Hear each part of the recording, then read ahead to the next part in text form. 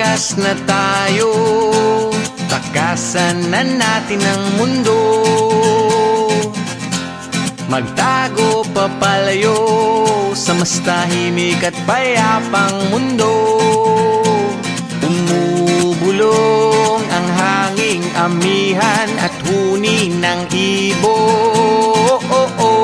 Dumudulog at tinatawag na tayo ng bundok.